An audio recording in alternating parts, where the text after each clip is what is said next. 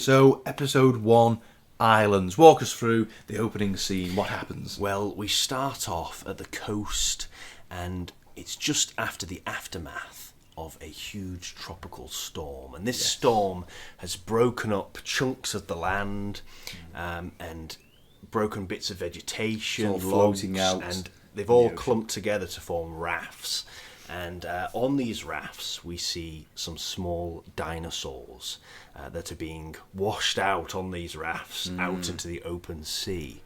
I forget the name of the animal. What was it? There's so many different animals. There's a small pterosaur first, and then later we see a Zulmoxes, I think, if I'm pronouncing that right, who's piloting his own little raft. Yes. But then we're introduced to the Mosasaur beneath the surface. A huge Mosasaur is lurking around, looking for any animals that may have been dragged into the sea from this huge storm. So he's taking advantage of this to see if there's any stranded animals he can take advantage of and hunt them down. And he does try to get one of the little dinosaurs, but it just manages to get away. Yes, I thought he was going to get caught, to be honest myself. I was slightly concerned for him. But he did get away from the Mosasaur, and he managed to find a new raft, and that's where he meets a female version of his species. Gets himself a girlfriend. Yes. So, and then they sail off into the sunset to find a new continent, maybe. Or a different island somewhere, yes. That's a new habitat. And I think that's really good at how it shows how dinosaurs would have spread across the globe and eventually evolve into new species of dinosaur. Yes, because wherever they're going to land, wherever that raft takes them, some may possibly die, but the ones that do survive and do land on different areas, they're going to have to adapt to be able to cope with a different new environment. So that shows how many different species would have evolved, into different groups of dinosaurs. So I thought that was really interesting, that to show how dinosaurs spread around the planet. Yes, I agree. So what did you think of the overall opening scene? Were you gripped? I was with the Mosasaur, because that was like, is it going to get away, or is the Mosasaur going to get it? But I don't know. I don't think it was as strong as a scene as the first, Prehistoric in season Planet. 1, episode 1. Just because I think when it first started, episode 1, of season 1, we see obviously the T-Rex, and it's not just it's a T-Rex swimming. So you're immediately like, oh my god, it's a T-Rex. What? It's swimming? Like, I don't expect this. So you're gripped straight away, and then before you even have the time to be like, oh wow, a T-Rex, a Mosasaur comes in and is about to hunt the chicks, and you're like, oh no, I don't want the baby to get eaten. So you're very you're gripped right from the beginning, from that opening scene. This one was a bit more relaxed, wasn't it? A bit more of a relaxed opening. I think it could have just been a bit more, I don't know, a bit more of a, dramatic or, shocking scene. Something that was going to really go, oh my, wow, I'm ready for this. Like when you think of, the opening scene in Jurassic Park with the Brachiosaurus, you're like, I'm ready for this now. You know what I mean? I'm ready to see dinosaurs. With this, I think it could have just been, I'm not. I don't mean to criticise it too much, but I think it could have just been a bit of a more, they could have had something a little bit more epic to start off with. But that's fair enough, I think. Yeah. I can't knock it though. The CGI and effects of the creatures are absolutely spectacular. I think if you were disappointed by the intro, then the second scene certainly makes up for it. Yes. With the small dwarfed hadrosaurs, I think they're called Cathicedros. Again, I'm not sure if I'm pronouncing that right. They are quite difficult to pronounce and spell. A lot of these also. animals I haven't heard of before, which I think is really good. It's we're good seeing that they picked different creatures, not going for the classics like Triceratops, Tyrannosaurus Rex and creatures like that. We're actually going for animals that, a lot of dinosaur fans may have not even heard of before. So I think that's a good thing, because it's bringing those creatures into the light. But the reason they were dwarfed is because they were living on small islands. So obviously there's not as much vegetation for them to eat. So that limits their growth size. They can't grow as big. And because of this, they make themselves prey to a very terrifying creature the Hatzegopteryx. Yes. That flies in and pounces on the poor hadrosaurs. Yeah, that was a great scene that I really enjoyed. So it's they're like on an island, and they're like grazing in the middle of a forest, on the outskirts of a forest, should I say? And these Hatzegopteryx swoop in and just pick one of the hadrosaurs straight up, one of the baby ones, and just swallows it whole, which is absolutely terrifying. Yeah. When the others run off into the forest. But some are still stuck, aren't they, in the grass, and they're trying to hide from it, which is a bit of a eerie scene. Yeah, the babies are trying to hide, and the mother, they go into the forest, don't they? And because the birds are so big, they can't actually fit into the forest because the forest is so dense. And you think this animal is the size of a giraffe. You know, it's as tall as a giraffe.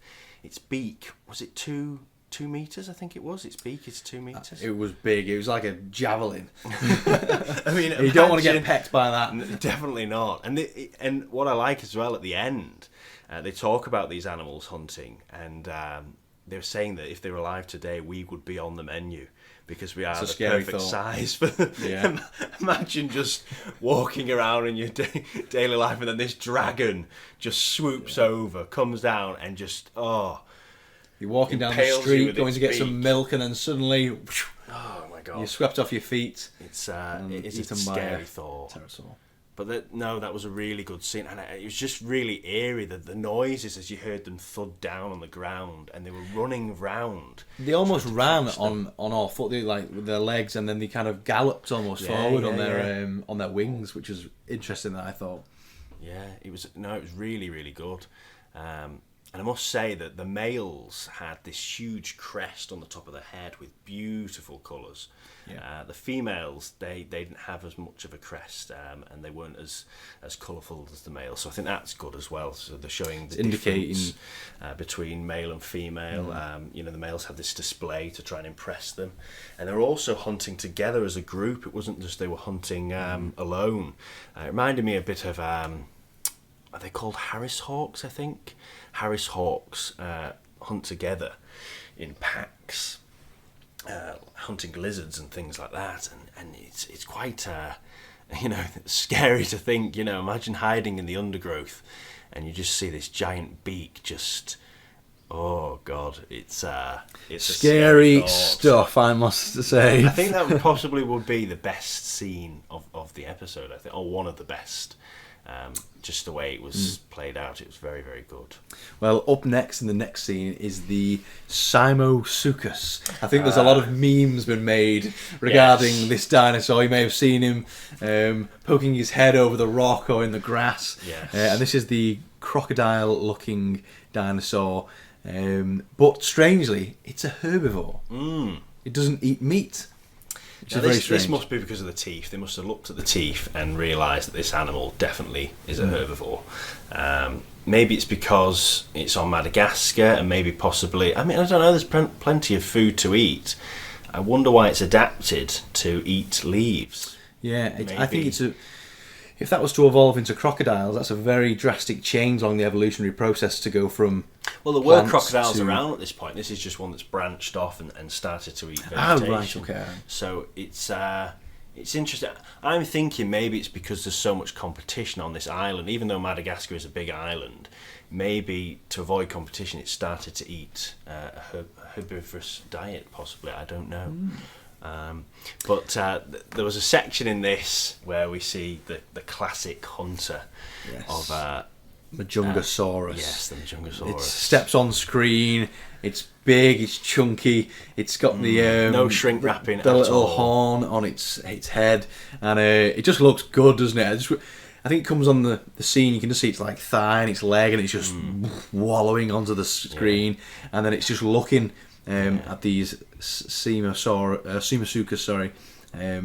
and then a hunt scene begins. Yeah, but what I like about this is the nice little touch of detail that they put in is that female was blind in one eye. Ah, yes, I remember. Which I thought was good because you don't know what's happened. She must have been in a scrap or a fight or something. And you would have animals like this, when you think of the type of lives that dinosaurs have. I mean, look at animals today, lions and, all these creatures today, the fights they get in. So God knows what's happened to her there. Yeah, I think that could be a little backstory, maybe, if there's a season 3. Possibly, who knows? So we see the Majungasaurus chase one of these creatures, and now they have burrows, don't they? They have little burrows at these little safety tunnels that they've made in advance. You see a lot of them scurry into their burrow. Unfortunately, one is... Well, he can't get in. Can't get in. There's not enough room in the tunnels, and he's stuck, and he has to have a face-off with the Majungasaurus. Now, what did you think of this bit? I remember you looking at me with a screwed-up face, going, "What on earth is going on?" Yes, I thought, what is Majungasaurus doing? I thought, come on, the Majungasaurus can take that Simosuchus, but the Simosuchus did some kind of little dance. He waved his tail, he hissed, he cackled at the Majungasaurus, and then he just ran in the burrow, and Majungasaurus was left there, flabbergasted. He couldn't believe that he'd been tricked in that I don't know. way. I think this bit was a little bit... I don't know. It looked a bit off at the beginning, but the more I thought about it, I think you look at things like honey badgers, and they're smaller than lions, and they will take on a lion. They'll go for a lion. In fact, cheetah cubs, actually, the cheetah's cubs actually have The fur. The fur resembles that of a honey badger, because they know. It's weird how it's just evolved that way, because creatures will not go near honey badgers. So it's a good protection for the cheetah cubs, because they look like a honey badger, and that says a lot about the honey badger, that it's so vicious and can defend itself. So I mean, I guess it's possible. I mean, I've seen a monitor lizard getting attacked by lions, and the monitor lizard is whipping them with its tail, and the lions are like, what the hell's going on, but I'm not so sure. Maybe it's just the animation looked a bit odd, the way it was flicking its tail, and I don't know, but it definitely is possible. It's something that it's definitely possible, and it depends on the the personality and temperament of the actual dinosaur itself, I guess. You might have some dinosaurs that would, some Majungasaurus might have just bit straight into it and not been phased. Not even fall. One might be a bit more timid, a bit more, wary, and it's blind in one eye, so I guess that's a weakness, and it might be, just a bit cautious, and he's just been a bit cautious for too long, and his meal has went straight down into the burrow and escaped. But nevertheless, I thought it was a good scene. I did enjoy seeing Majungasaurus. Yes, and I do like that it wasn't shrink wrapped at all. It was very, very chunky. A lot of muscle, a lot of fat and hide on this animal. It was very well fed, even though it was blind. Yes, it was. Yes. And what's the next scene now? So the next scene it's not a dinosaur or a reptile. It's a mammal. So this is the mammal scene, and I believe it's the Adalatherium. So we see the Adalatherium. It looks like a small, like, raccoon or badger type animal, and it's walking across some kind of like deserts, like scrubland, and I think it's hunting, and it goes back to the nest. It has cubs or little furry pups, I think you'd call them. Well, actually, before that, they're actually in eggs. Yes. Which I thought was really interesting, because we're actually showing that, when you think of a mammal, you think, oh, they give birth to live young, but this is an actual a mammal that has branched off. It's in between a reptile almost and a mammal. There's back in the Triassic period, we had a split between mammals and reptiles, and some have obviously stayed and not evolved as much and still lay eggs. So she's warm-blooded, but she's actually still laying eggs, which is really interesting. And when the eggs do hatch, she does produce milk like a mammal would. Yes. And I thought it was interesting how he actually said that happened when David Attenborough said sweat glands. Through sweat glands, as disgusting as that sounds, but that's how milk actually happened at first. It's just from a gland that produced sweat, and in the sweat will obviously be fat and stuff like that, nutrients. So over time and millions of years of evolution, this has just developed into a way of providing food for the young. And there are actually some mammals still alive today that still do lay eggs. The platypus that lives in Australia, and also the echidna, which also lives in Australia as well. That's like a small hedgehog. It's like a spiky hedgehog with a pointed nose. Yes. There you go. So there's still some among us. Yeah. And what I like about that is they're actually putting in mammals. It's not just dinosaur focused. They're actually putting in, it really paints a picture of this world that when the dinosaurs lived in. It wasn't just loads of scaly beasts. There were also small little mammals scurrying about, waiting for the moment to take over, waiting for their chance. Very good. I like it. So the next scene is with the Improbata, which is the raptors. The raptor-style ones. The ones Another dinosaur I've never heard of. in the snow. Yes. So it's like an ice lake with some snowy forests around. And there, I think it's got like a scene with the heated cameras, and I really like that. And how it looks. Yeah. It makes you really feel like it's real because it comes on with the heated camera. You can see them huddled up together to keep warm before they go out on a hunt. And they're hunting a dinosaur called a Morosaurus. Yes. And what's interesting, both of these dinosaurs have got feathers. Yes, well, insulation for the cold, especially for the snow and everything. Yes. So you see the Improbatas basically coming down the snowy mountain, going down through the trees, and they're hunting this Morosaurus, and then they end up chasing it across the ice. All of them are slipping and sliding, and in that they actually fail the hunt. They actually don't get it. Yes. Well, most hunts would have, and they always say most hunts end in failure. But I did think it was a good chase. As they were all slipping on the ice, trying to get a grip, and they're falling all over the place.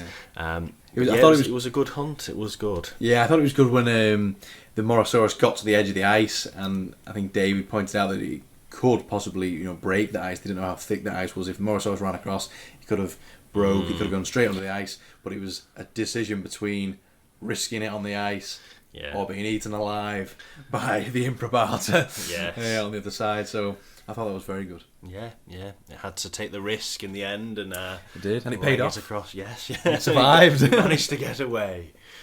Yeah, very good scene. And on to the final scene. So this comes back to the Hatzegopteryx, No, the I like one that was I eating like how it comes back to all to the catch up with hadrosaurs. it. Yeah. And he was carrying one of them in his beak, wasn't he? That's right. And he carries this dead miniature hadrosaur to an island, and there he puts the prey down on the floor, and then starts making a display like with logs, doesn't he? And starts making like shapes in the sand and things like that. And that reminded me very much of Birds of Paradise. When they start, these birds that start moving things about and putting a flower here, or I'm going to move this stick over here in this way, and they collect little objects, don't they, to try and make a display to attract a female. That's it, and it makes sense since they're like flying reptiles. They'd always be high and above, and it's almost like making a, for example, when ourselves as humans make an SOS, from the sky, it would be very easily visible to other pterosaurs that would be flying by, and they would see this display, especially in the white sand. It'd be very easily visible, and they'd say, "There's a potential mate," and then a female flies down. It's a good way to advertise, isn't it? It's great. It's Here big. I am. It's a big Come and get me. It's a big billboard, essentially, isn't it? Yes, and they would have had very good eyesight as well, because they would have needed that to be able to, see prey on the ground, and also, look out for a mate. But this scene was really good. We see a female land, and she's weighing up the male, deciding whether he's worthy or not. And but they're interrupted by a cheeky other male who flies down to try his hand at fighting the other male and winning the female. I thought it was good as well, because you see again the ability of the pterosaurs to kind of like fight on land. He just kind of runs and charges straight at him. Pecking each other. One wrong peck, and they could kill each other with one peck. They could impale one of them.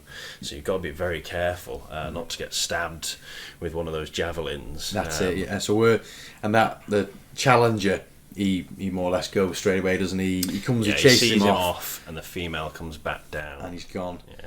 And she's very impressed with that, and she's also impressed. They were saying like how he's managed to carry the dead dinosaur that he's killed. It shows he's a good hunter, but also that he's very strong to be able to carry this dinosaur all the way out to here. Because that dinosaur would have weighed a ton, you know. Yeah. Even carrying though that it's in its small, mouth. it still would have weighed quite a bit because these animals, they have hollow bones, don't they? The pterosaurs, they don't weigh much, even though they're big. They're very lightly built. So to carry this dinosaur, you know, would have been quite a drag on its body, you know, trying to keep that up. Well, that shows that he's got good genes and he can obviously produce good offspring, and they will survive and continue the bloodline of their dinosaur species. Yes, very good.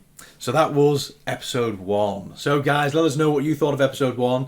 Put it down in the comments, and we'll go straight on to episode 2, which is the Badlands.